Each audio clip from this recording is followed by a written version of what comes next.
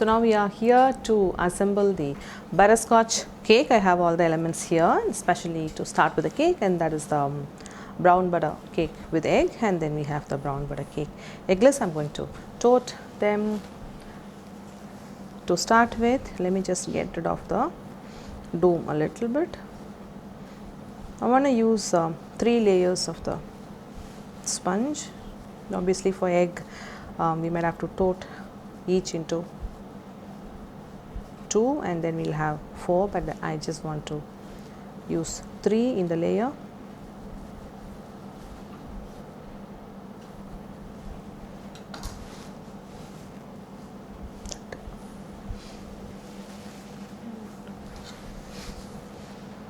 So if it is 3, I'm just going to mark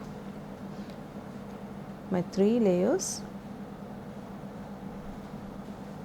going ahead without letting the knife in, making the marking. Once the marking is done, we just go in,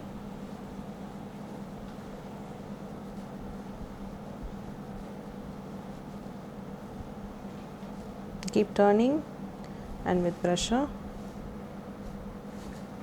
we have 1 layer, and then I'm just going to go ahead, cut this to 2 equally, and then we'll have the 3 layers.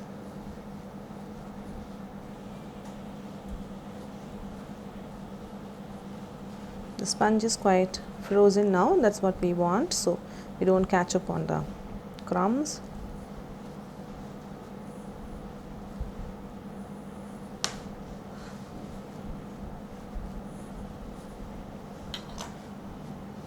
So we have the 3 layers.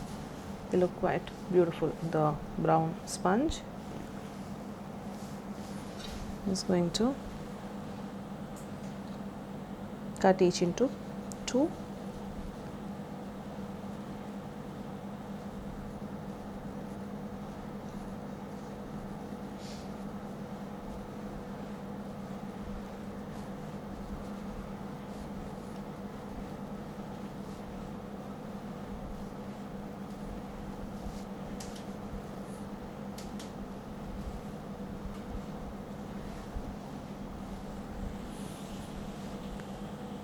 Just also get rid of the dough a bit, so just remove the crust. You could do to the other sponge as well. Even after you've toasted, you just want to remove the part of the crust, you could just go ahead and do.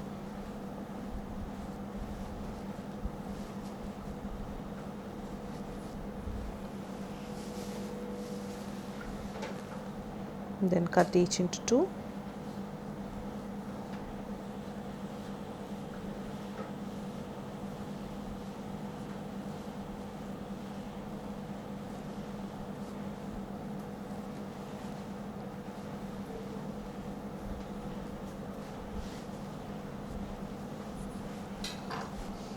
Okay, so we have 4 layers of the sponge with the eggless version, and then 3 with egg. I'll just get back and I'm going to put them all in the ring.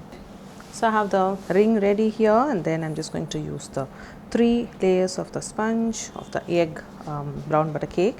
I've just chopped around on the sides because I want the cake to fit in the ring that I'm going to use. I'm just going to start with adding the buttercream at the bottom.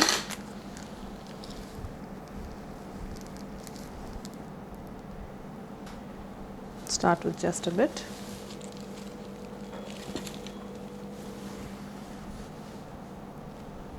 And add the first sponge in.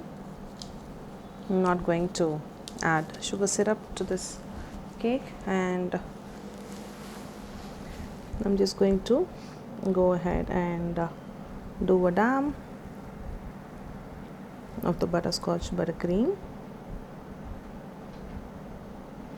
I'm going to add 1 layer of the buttercream also inside. Go ahead and add another dam just to add the drizzle of the butterscotch sauce. I'm just going to add it in between and then top it with Praline.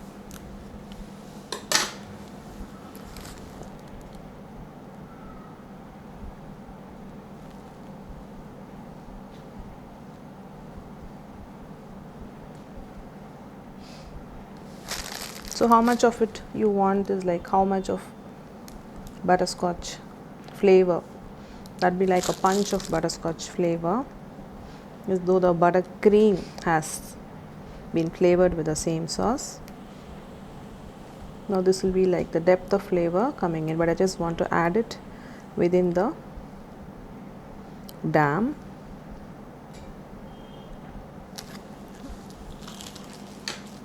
And then on that I have the mixed nuts praline here. I'm just going to go ahead and then sprinkle some in. That crunchiness is definitely an important factor of a butterscotch, but then adding the ready-made butterscotch nuts is something that puts me off in a butterscotch cake. So I feel we just need to make our own praline and then just add our own crunch in there. So I like the smaller bits. Usually I just put off the bigger ones aside and then I choose to use the smaller ones.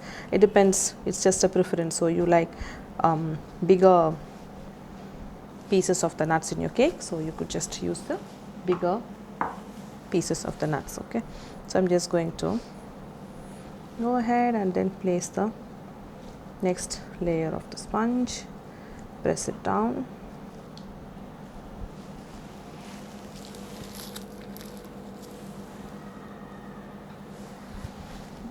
So it's just a repeat. Start adding the butterscotch buttercream, dam around,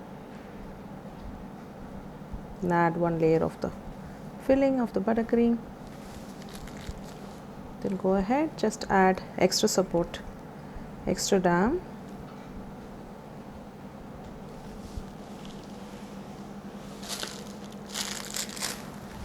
Then to the piping of the butterscotch sauce.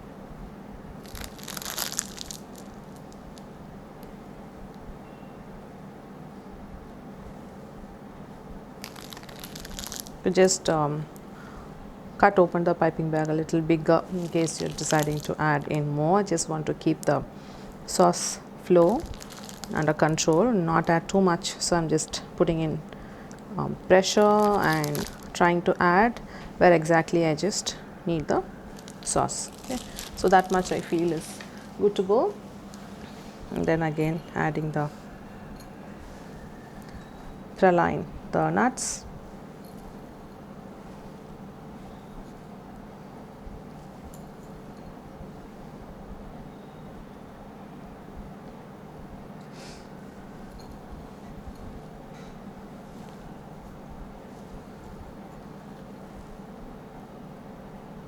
So depending on your taste preference, you could add more or less of this.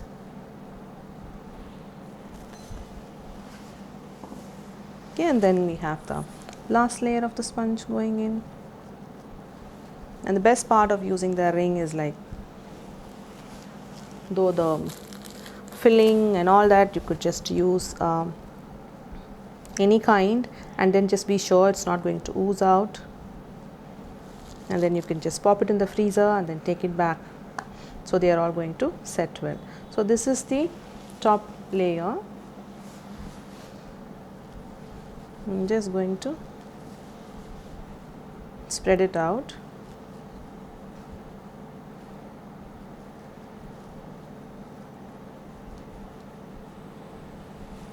So we have all the layers intact now, and we've just laid the cake with the butterscotch buttercream, and then we've also added the butterscotch sauce with the nuts, mixed nuts praline. Everything is done, and now this needs to go into the freezer to set well, and then we get back to remove the ring and let's finish the cake after we have everything set up. So I'm just going to cling wrap this entire thing and put it in the freezer and leave it there for about a minimum of 4 hours or even up to overnight, and then I'll get back to show how I'm going to finish this cake. The butterscotch cake is being nicely freezing overnight. I have this, it's been thawing down for about an hour. So it's buttercream cake. It could thaw for a little longer. 1 hour should be quite fine. Just want to remove the cling wrap.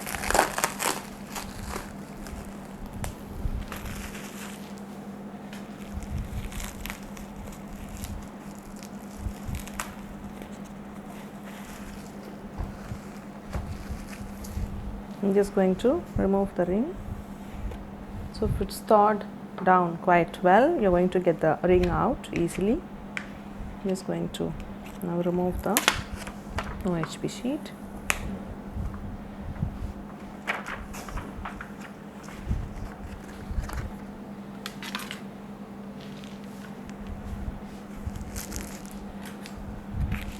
And to do the frosting, just put a thin coat on the outside.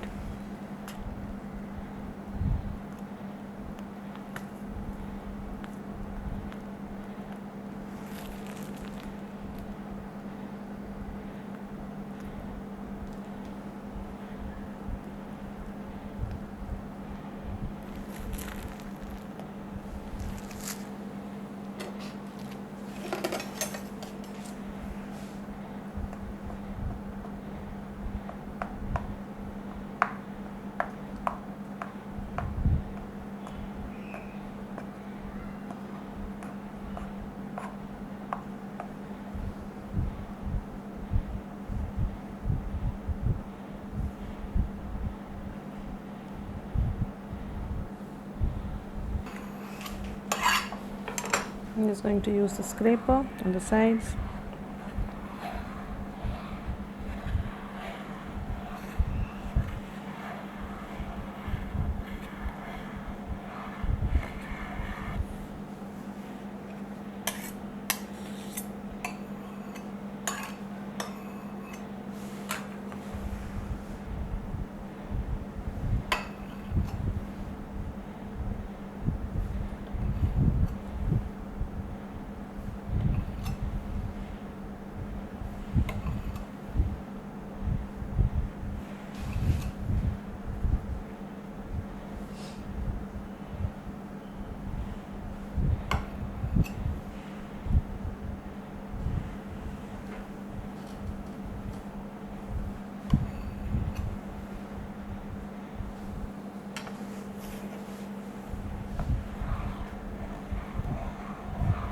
Going to leave the top with the raised edges.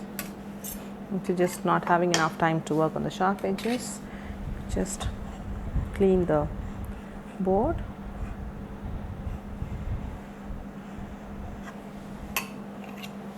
I'm just going to keep this cake quite simple because we have mixed nuts praline and then the butterscotch sauce. I'm going to just top it with the mixed nuts praline.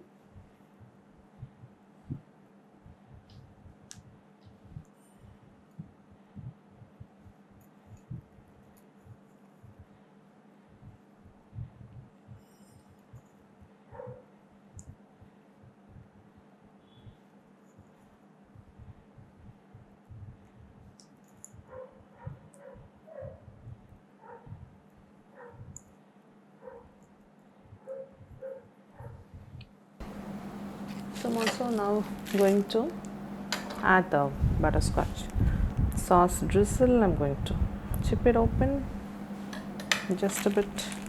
Let me just try. The drizzle is quite fine. Okay, I'm just going to go on the cake.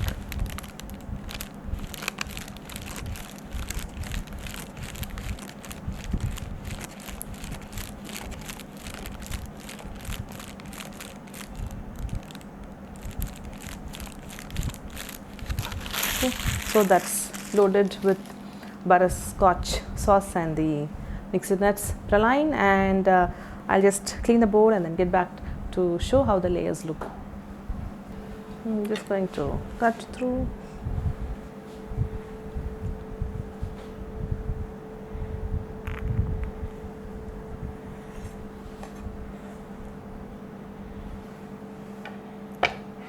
And there we have a beautiful brown butter sponge layered with butterscotch mousse and the mixed nuts praline. Here we have a beautiful butterscotch cake done.